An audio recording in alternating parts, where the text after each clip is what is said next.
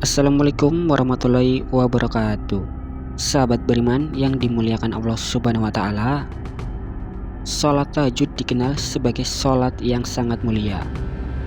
Tetapi tahukah kalian, ada orang yang rajin sholat tahajud, tetapi justru sia-sia, tidak mendapatkan pahala apapun, bahkan ditolak oleh Allah Subhanahu wa Ta'ala. Lalu bagaimana ini bisa terjadi? Jadi di video kali ini kita akan membahas sholat tahajud yang sia-sia. Sebelum masuk ke pembahasan, jangan lupa dukung channel sederhana ini. Bismillah, mari kita bahas lebih dalam. Allah Subhanahu wa Ta'ala tidak butuh sholatmu.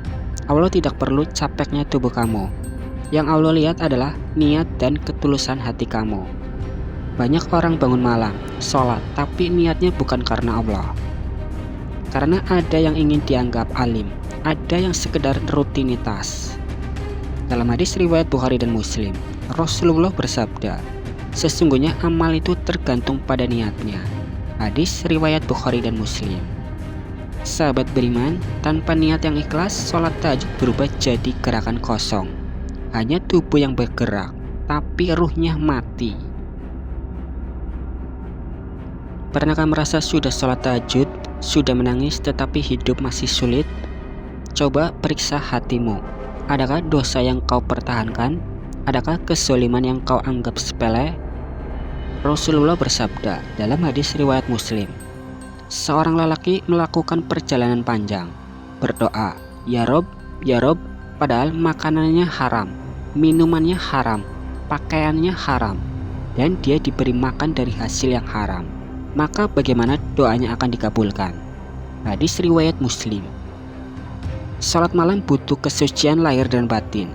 Jangan harap doamu tembus ke langit kalau kamu masih melukai hati orang lain atau menggenggam dosa yang kau enggan lepaskan. Sahabat beriman yang dimuliakan Allah Subhanahu wa Ta'ala, pahala salat tahajud tidak akan berarti jika lisanmu menyakiti orang tua, jika hatimu penuh hasad, jika kamu sholat tapi memandang rendah orang lain. Dalam hadis riwayat Muslim, tahukah kamu siapa orang yang bangkrut itu?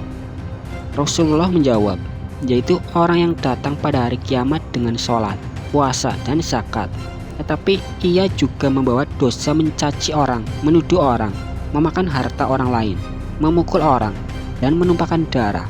Maka pahalanya akan diberikan kepada orang-orang itu. Hadis riwayat Muslim. Jangan sampai sholat tahajudmu dipindahkan pahalanya untuk orang yang kamu sakiti. Ada juga sholat tahajud, tetapi pikirannya kemana-mana.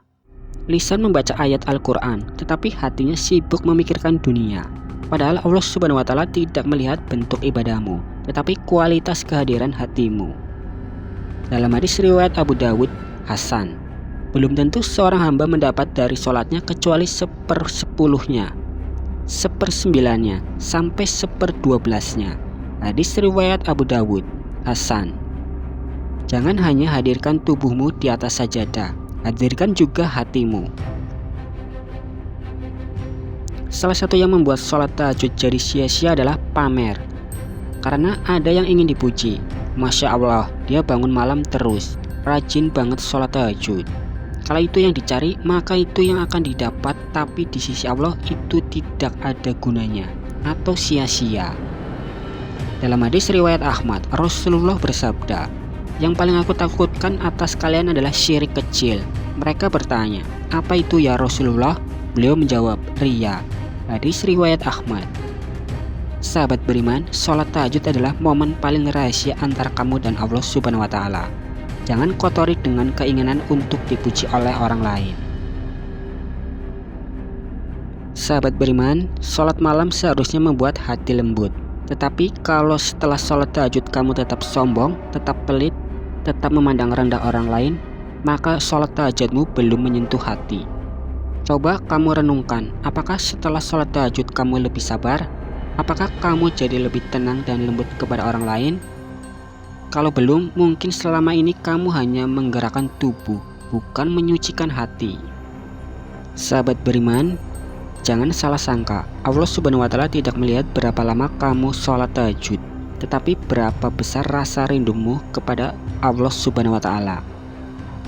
Salat tahajud yang diterima bukan yang sempurna gerakannya, tetapi yang jujur doanya, yang tulus air matanya, yang benar-benar menyerahkan dirinya di hadapan Robnya. Jadi jangan biarkan sholat tahajudmu jadi sia-sia. Jadikan sholat tahajud bukan hanya rutinitas, tetapi jembatan yang menghubungkan dirimu dengan Allah Subhanahu wa Ta'ala.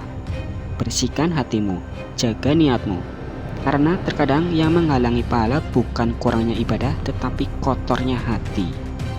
Jadi itu pembahasan di video kali ini tentang sholat tahajud yang sia-sia. Sebelum saya akhiri, ingat yang benar datangnya dari Allah Subhanahu wa Ta'ala, khilaf atau keliru datangnya dari diri saya pribadi sebagai manusia biasa. Saya akhiri, sampai ketemu di video berikutnya. Wassalamualaikum warahmatullahi wabarakatuh.